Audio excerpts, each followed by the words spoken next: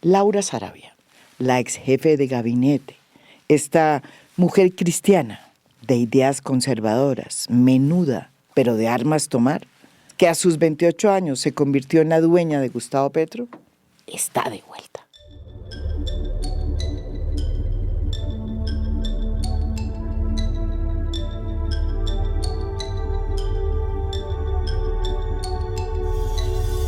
A pesar de sus interminables líos judiciales, el presidente la acaba de premiar, nombrándola en una de las joyas de la corona, el DPS, el Departamento de Prosperidad Social, una entidad adscrita a la presidencia que maneja un presupuesto de 30 billones anuales, mayor al de muchísimos ministerios, y que se encarga de entregar los subsidios a la población más vulnerable. Este puesto, desde luego, pues va a volverla aún más poderosa, porque va a manejar la chequera más abultada del Estado, que entre otras cosas puede servir para pavimentar su carrera política. Su regreso fue teatral y se produjo el 5 de septiembre pasado. En las horas de la mañana, Laura Sarabia llegó al búnker de la Fiscalía a rendir un interrogatorio dentro del proceso que tiene abierto desde junio pasado, cuando su ex niñera, Marelvis Mesa, la denunció por abuso de poder.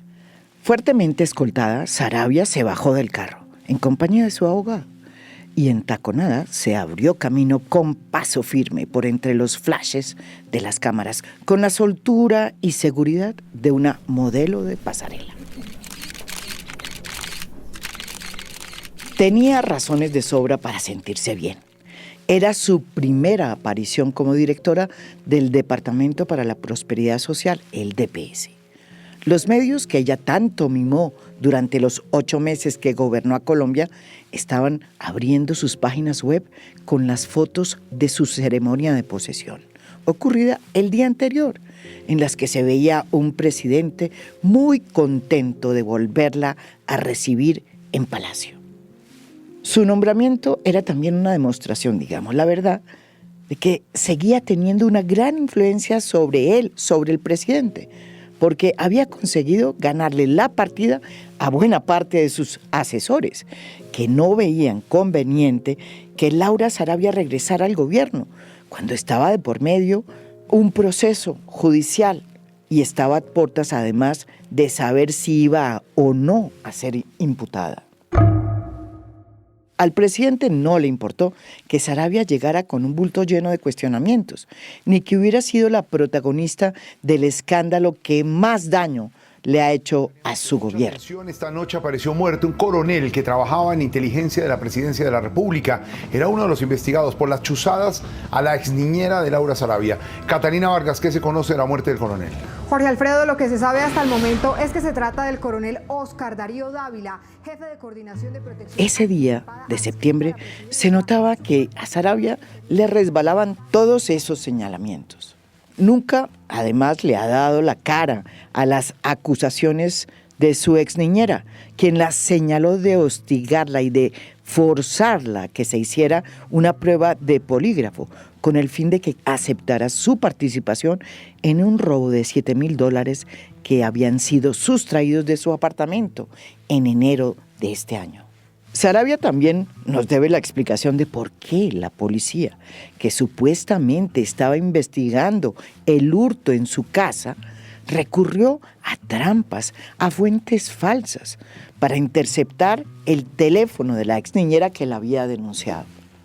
A esto se suma la pelea de barrio que protagonizó con su antiguo jefe, el ex senador Armando Benedetti. Se sacaron los trapos sucios en los medios. Y todo lo que filtraron demostró que en el gobierno del cambio, lo político y el poder estaban funcionando con las mismas mezquindades de siempre. Mientras Armando Benedetti le filtraba sus audios a semana en los que la maltrataba verbalmente, Laura Sarabia llamaba a los directores de medios con los que ella tenía empatía a dejarles escuchar los audios de Benedetti, en donde, según ella, el senador la insultaba y la chantajeaba. Si antes te sentías amenazada, ahora sí es culo de amenaza. Y me dices, hijueputa, cuando culo quiere que esté allá en Bogotá. Y me dices cuando culo quieres empezar a pelear. O cuando culo quieres arreglar. O sea, que decir, usted está acá por mí, hijueputa. ¡Por mí! Laura Sarabia tampoco reaccionó cuando se supo que el jefe de avanzadas de Gustavo Petro, el coronel Óscar Dávila, se había quitado la vida, angustiado por las investigaciones y presiones derivadas de su papel en el escándalo de su exniñera, Marelvis Mesa. Un día antes de su muerte, el coronel Dávila, al que Sarabia le daba órdenes, le había advertido a su abogado, Miguel Ángel del Río, el gran temor que tenía de que terminaran confluyendo en él tanto las investigaciones del polígrafo como las chuzadas. Aquí en a fondo estuvo Miguel Ángel del Río, el abogado del difunto coronel Dávila, y dijo claramente que él iba a estar muy atento para que esta investigación, que va muy lenta, sobre las chuzadas, el polígrafo y la posterior muerte de el coronel Dávila, no terminaran en que todo era culpa del coronel Dávila, que no se puede defender ya porque está muerto. Pues a mí me preocupa que el relato se direccione a establecer una responsabilidad penal en cabeza del coronel Dávila. Porque, como le decía al principio de esta conversación, María Jimena, es decir, un muerto no puede defenderse. Aunque la Fiscalía no ha vinculado a Sarabia al caso de las chuzadas ilegales, es evidente que ella tiene mucho que explicar. Es difícil creer que ella, que era la beneficiaria de toda esta pesquisa, porque todo comenzó por el robo a su apartamento de los $7,000, no se hubiera enterado de que sus subalternos pusieron todo el aparato del Estado recurriendo a chuzadas, trampas, presiones a testigos y a fuentes falsas para incriminar a una niñera.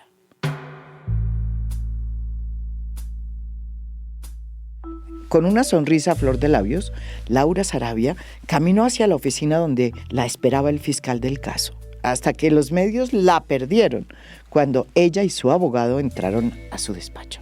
La secretaria del fiscal le preguntó si le podía dar la cédula. Laura inmediatamente no solo le entregó su cédula, sino su nuevo carné, que la acreditaba como directora del DPS.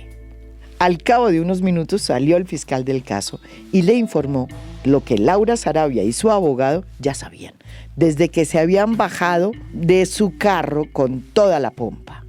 Que la diligencia que le iba a permitir al fiscal saber si la imputaba o no, pues quedaba cancelada. ¿Y saben por qué? Pues porque su nuevo cargo le había conferido un fuero constitucional.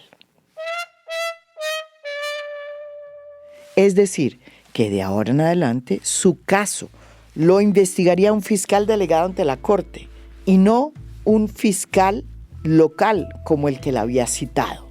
Y la competencia para juzgarla pues ya no estaría en cabeza de un juez, sino de la propia Corte Suprema de Justicia. Eso en plata blanca significa que su proceso va a tener que comenzar desde cero.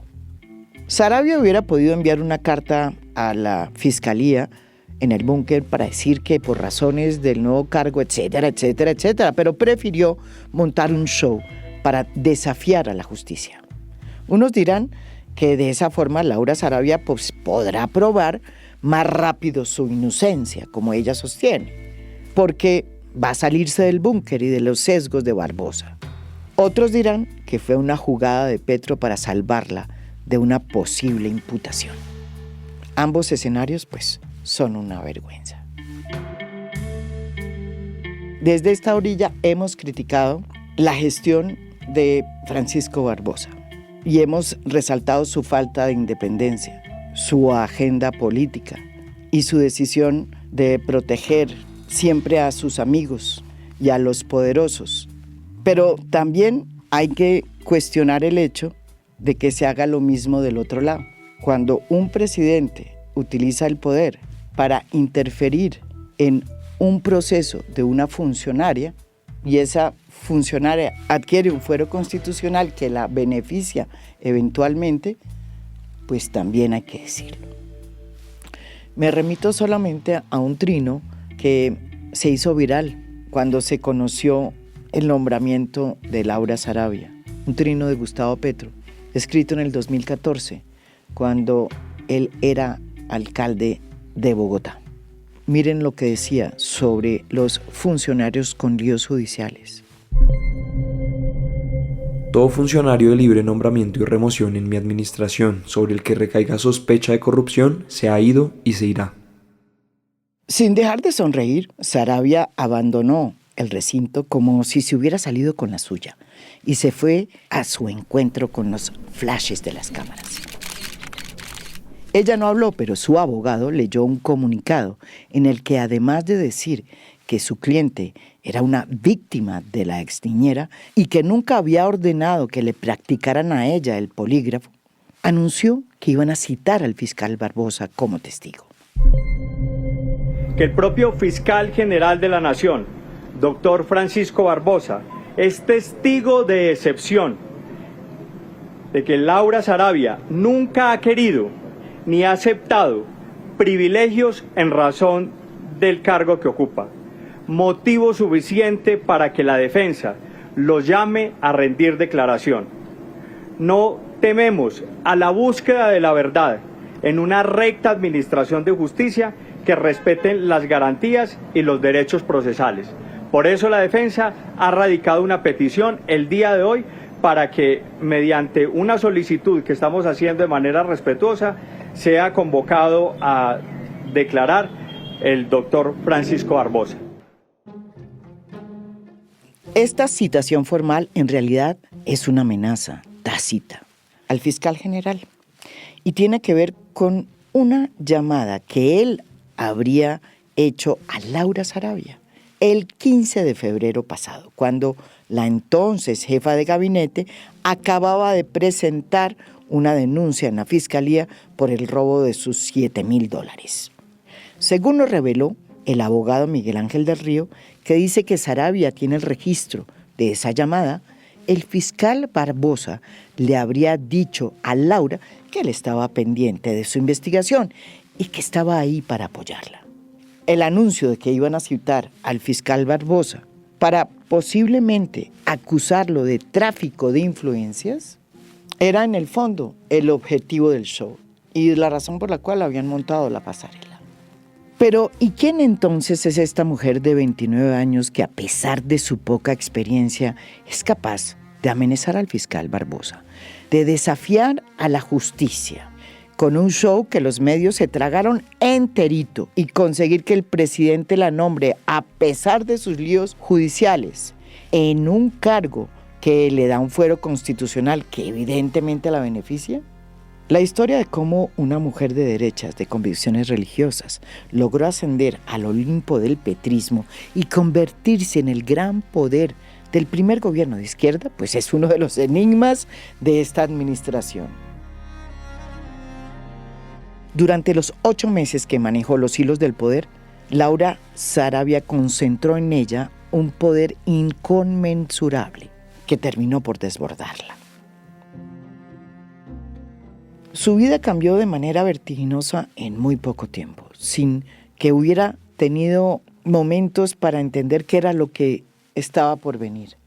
Hace tan solo 1 año y medio, Laura Sarabia era una desconocida pero eficiente asistente del senador Armando Benedetti, un jefe al que ella veneraba y al que había seguido como su sombra durante 7 largos años. A finales del 2021, cuando su jefe decide salirse de la U, un partido de centro derecha, y aterrizar en el petrismo, pues ella llega a la campaña y se siente en el lugar equivocado, como la casita roja. Mientras la mayoría de la gente que trabajaba en la campaña era de izquierda, ella era más bien conservadora, tirando a la derecha. Mientras muchos hablaban de la agenda de cambio, ella prefería el mundo castrense y el de la seguridad. Mientras en el petrismo había un gran debate en torno a los derechos sexuales y reproductivos de las mujeres y de la necesidad de incluir a la población LGBTIQ+, ella se distinguía por los valores de una joven cristiana.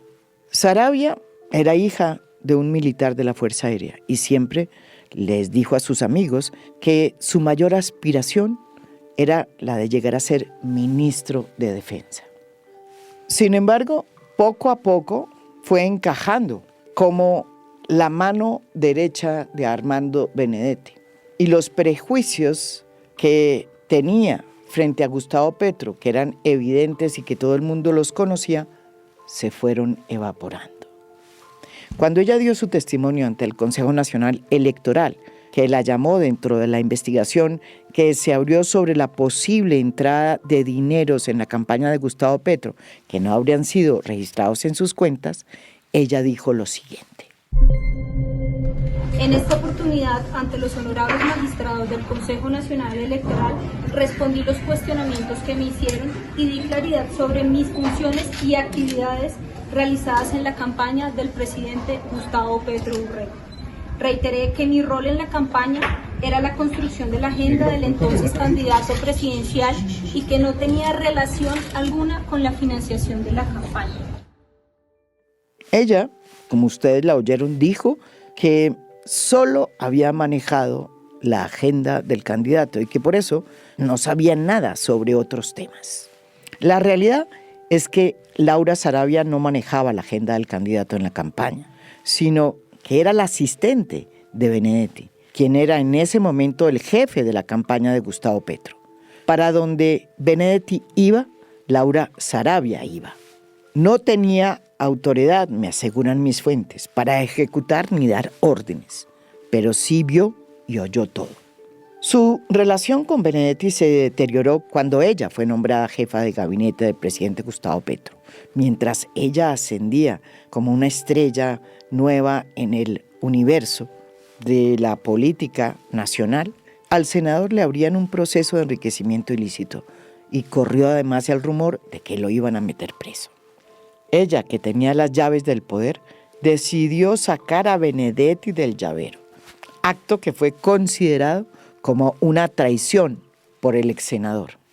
No obstante, Laura Saravia se montó en ese potro del poder y a pesar de su corta experiencia en estas lides, lo manejó tan bien que terminó superando a su maestro. A los pocos meses ya se mandaba sola y fumaba bajo el agua. Hablaba con ministros, embajadores, se daba el lujo de tocar temas de economía en los consejos sin saber mucho de ellos, que ella misma convocaba y era la que se encargaba de llamar a las personas para ofrecerles los cargos y para pedirles la renuncia. Poco a poco fue levantando su perfil y empezó a dar entrevistas. Fue elegida por la revista Forbes como una de las mujeres más poderosas de Colombia y en una entrevista al Tiempo no descartó incluso llegar a ser presidente de Colombia.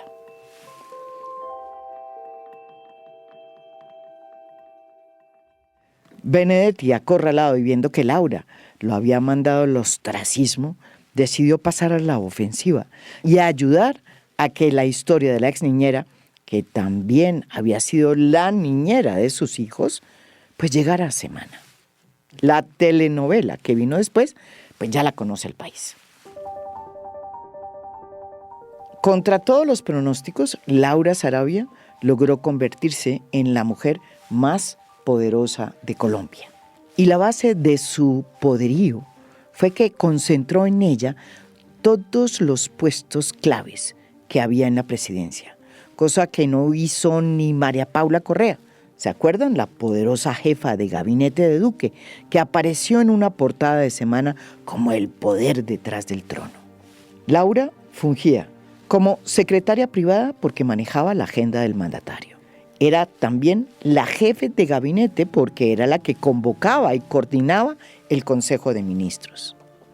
A estos dos cargos se sumaba el de ser la alta consejera para comunicaciones, lo que le daba el poder para manejar la estrategia frente a la prensa, a los dueños de medios con los que hablaba de tú a tú. Además de todos estos cargos, por su afinidad con el mundo castrense, también era la persona que estaba pendiente de la seguridad de Palacio. Era voz populi que los coroneles Feria y Dávila, que formaban parte de la Casa Militar de Palacio, pues le respondían a ella, y que en el tema de seguridad del presidente, la que manejaba directamente todo era ella. Por eso resulta imposible creer que todo lo que sucedió por cuenta de su robo a su apartamento en enero de este año fue a sus espaldas y que detonó toda esta avalancha de acontecimientos que terminaron finalmente hace 3 meses sacándola del gobierno y que hoy, sin haberlo solucionado, ninguno de esos entuertos, pues la tienen de vuelta en el poder. Su obsesión por acaparar poder y las alas que le dio también el propio presidente llevaron a Laura a presidir incluso el Consejo de Seguridad como delegada del presidente. Ninguno de sus antecesores pues tuvo ese privilegio. El presidente Duque, por ejemplo, según lo confirmó su exconsejero de comunicaciones Hassan Nazar, siempre presidió esos consejos de seguridad. Su poder llegó a ser tan amplio que a pesar de que un decreto del 31 de diciembre del 2022 que reformó las cosas en Palacio suprimió el Consejo de Seguridad, ella se lo pasó por la faja y lo siguió convocando. Esta excusa de que en el robo también se habrían sustraído documentos que formaban parte de este Consejo de Seguridad fue que se quiso en un momento dado justificar la manera como se había forzado a su ex niñera a que se practicara la prueba de polígrafo. Ese consejo sesionaba todas las semanas y sus integrantes eran los comandantes de las diferentes fuerzas, todos los organismos de inteligencia, el director del DAPRE y el jefe del despacho presidencial, que en este caso era Laura Saravia. Durante sus 8 meses, nadie que no fuera ella podía entrar al despacho del presidente. Y hasta los directores del DAPRE y el secretario jurídico tenían que reportarle primero a ella para ver si el presidente estaba disponible.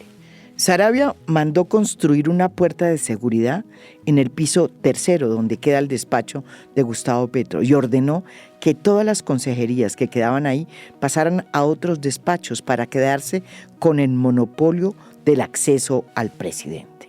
Se convirtió en la cancerbera del poder y por ahí derecho en el poder mismo. Sorprende que un presidente como Gustavo Petro, que ha sido muy cauto y respetuoso de no intervenir en el proceso que la Fiscalía tiene contra su hijo Nicolás, pues no haya escatimado esfuerzos para ver cómo le tira el salvavidas a Laura Saravia. Es cierto que la sed de poder de la nueva directora del DPS es insaciable y que ya aprendió a usarlo en beneficio propio. Sin embargo, también es verdad que el responsable de que ella esté sentada en ese trono no es sino Gustavo Petro. Esto es A Fondo. Mi nombre es María Jimena Duzán.